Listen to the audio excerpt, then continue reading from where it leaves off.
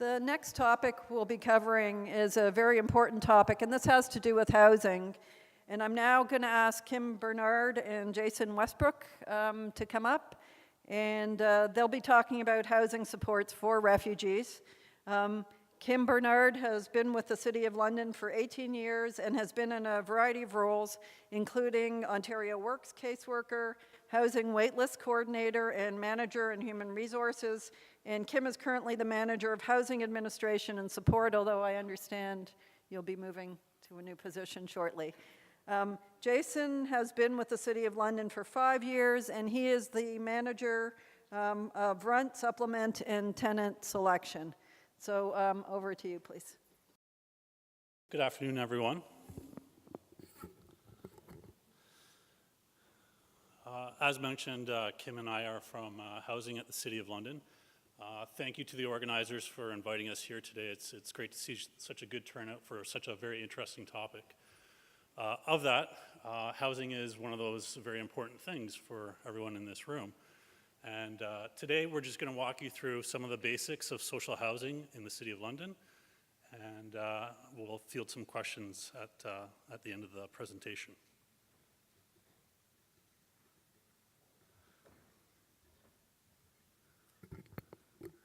Just bear with me as I try to read some of my notes from the side. It's a bit of an angle here. So,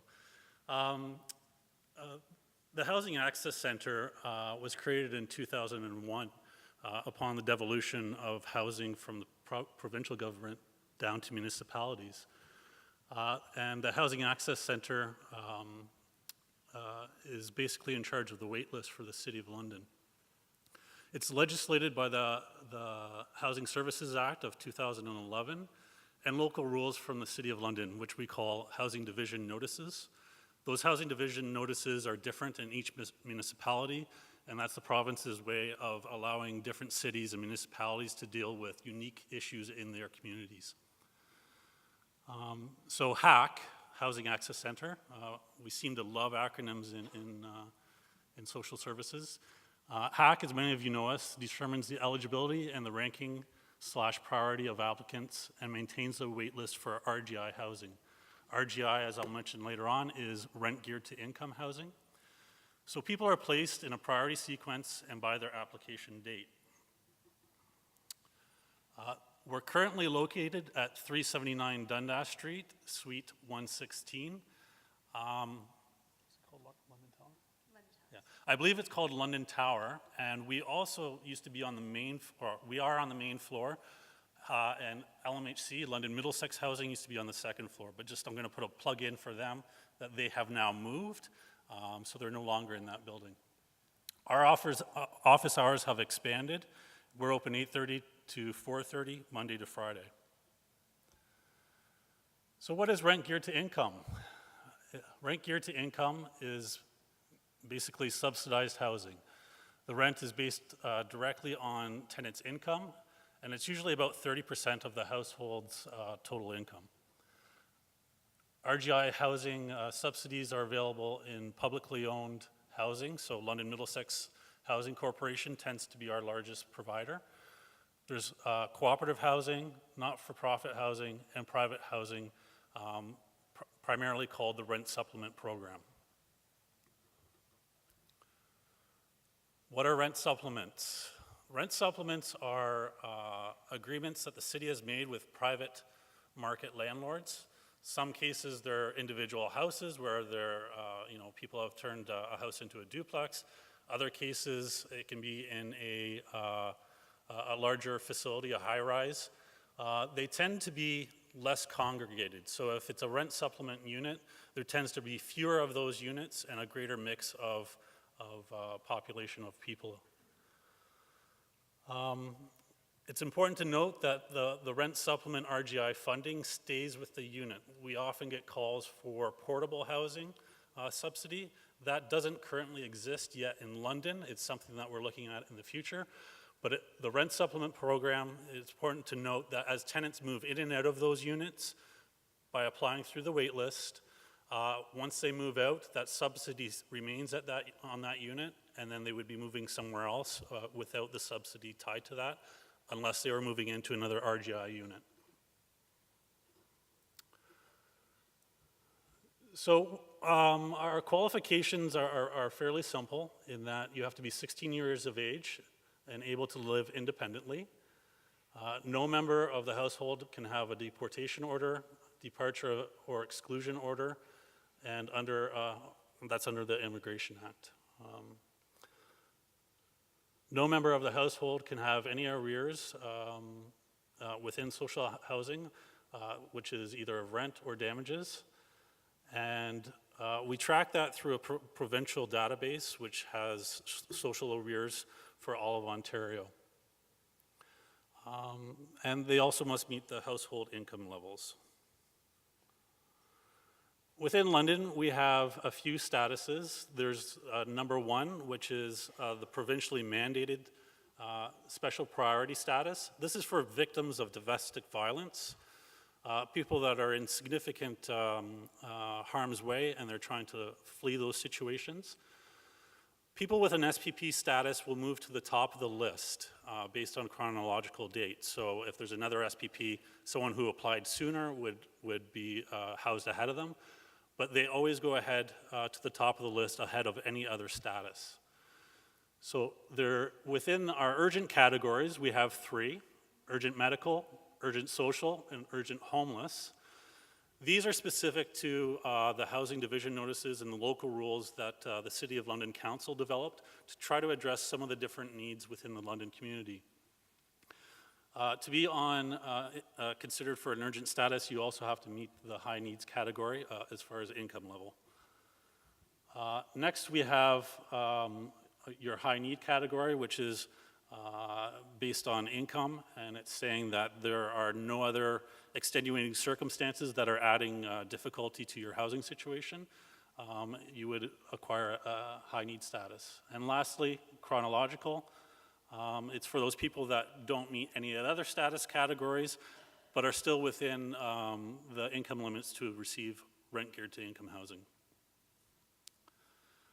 We often get asked, how long does it take? A big question. And often people don't like our response, which is, it depends. The unfortunate piece is that we only have so much housing, and it really depends on people moving out for people moving in. So this really affects our ability to guess when people might be housed. So we know statistics-wise approximately how long it takes because we can track that, and we do that yearly with our office survey. So what we know from last year is that our general wait times, people with a SPP status are housed within 1 year. It's usually earlier than that. The part for all of these really depends on how many building selections you select on your building application. If you're selecting only 3 buildings, you're really limiting your opportunities to housing. What that means is you've chosen 3 buildings that you're now putting all your eggs in 3 baskets to say, I'm waiting for the next person to move out of that building before I have the opportunity to move in. Obviously, the more buildings you select, the more opportunity you have. So our urgent categories are anywhere from 1 to 2 years, high needs 2 to 5 years, and chronological 3 to 8 years. Just also I might mention, if you compare our housing wait times compared to the provincial average, ours is significantly, we're very fortunate in London, it's significantly lower in that the provincial average wait time is a little over 3 years, and if you factor in all our categories and our average wait time, what we reported to ONFA last year is that it's 1.2 years, so significantly lower than some of the bigger municipalities. However, when you're in need of housing, 1.2 years is a long time. So social housing by the numbers. This is just a slide that talks about where our social housing exists. So as you can see, one of the biggest providers of social housing is London Middlesex Housing Corporation, and they have 3,261 units, followed by our cooperatives and not-for-profit units, which is 4,394. Our rent supplement units, with those again are agreements with private landlords in private market buildings.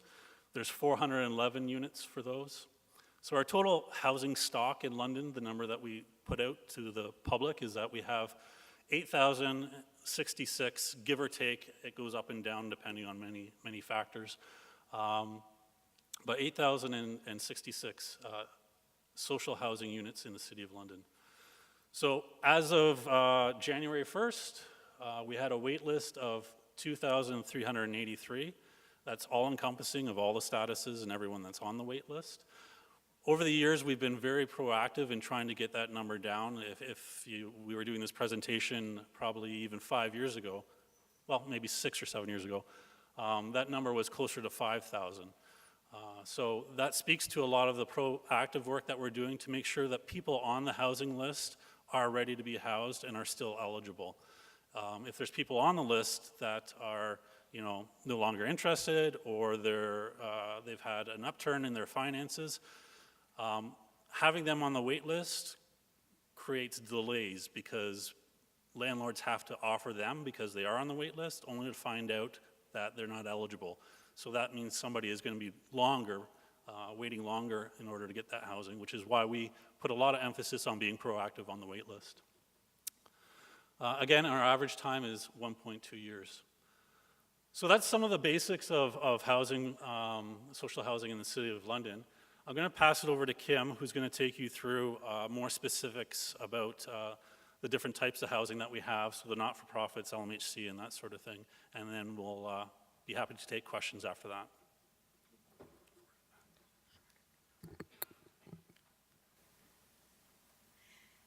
So our social housing stock is spread out over a variety of types of providers.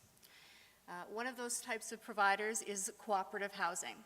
Cooperative housing is housing that is governed by the membership, so the people who live there participate and govern the co-op itself, and all of the decisions are made together. That's a picture of one of our co-ops, and on the inside. Another type of provider is nonprofit. So these are privately owned, not-for-profit housing providers. They're governed by a volunteer board of directors who make the decisions. Unlike the co-op, there's no mandate for the tenants to be involved. And they have market and RGI units as well. Pictures of a nonprofit unit. The other type of housing provider that we have is our local housing authority. So every municipality is required to have its own local housing authority. We call ours London and Middlesex Housing Corporation. It's a separate corporation from the city. It's like the library or the LTC or the police. It's a separate corporation, but the sole shareholder is the Corporation of the City of London. They're governed by a volunteer board of directors, which include public and city council members. Quite often the question is, what's the difference between the Housing Access Centre and London Middlesex Housing Corporation? The Housing Access Centre, as Jason talked about, is the place where you go to apply, where your eligibility is determined, and where you're put on the list. London Middlesex Housing Corporation is actually a landlord. So they're someone who accesses the list, just like the co-ops or the nonprofits. Once you're housed with London Middlesex Housing Corporation, you come off the list, and they are your landlord. You pay your rent to them, and all of the other requirements for a landlord exist. What's that?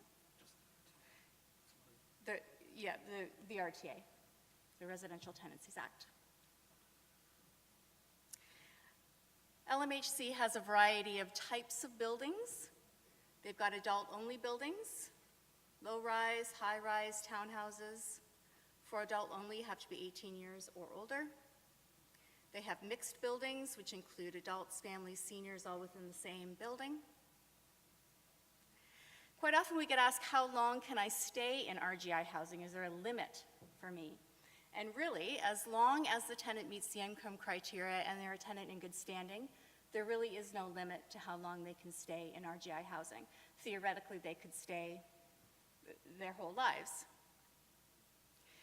Quite often what we see is someone gets into RGI housing, their financial status gets better, and 30% of their income actually puts them at market rent, which is a good outcome. That's what we want.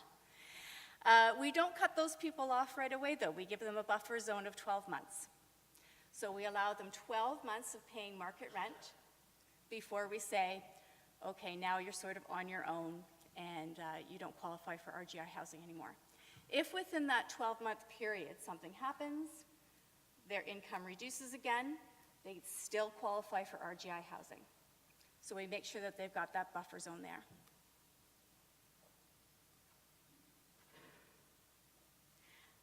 The stats for London and Middlesex. So for 2015, 765 households were housed. And Jason talked a bit about the numbers actually on the wait list. A little over 1,000 households were canceled, so that's the proactive work that we're doing to maintain the wait list, to make sure that the wait list is accurate. 700 households were found to be ineligible, so that's people who apply who perhaps were above the household income limits, for example.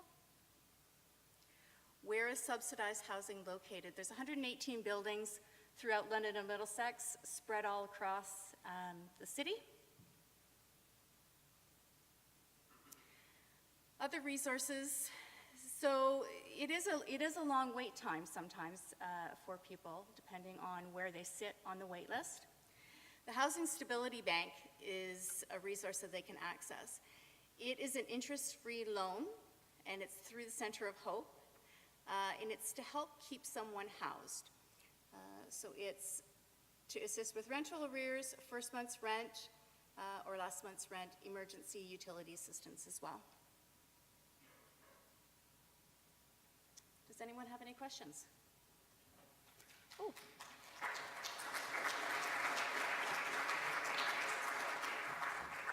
Just a quick note that many of you help people apply to housing. All our forms and our application is online, and I've put the link at the bottom there. But more simply, because it's kind of long, if you just went to the City of London webpage and typed in applying for housing or even housing, it'll direct you to the proper spot.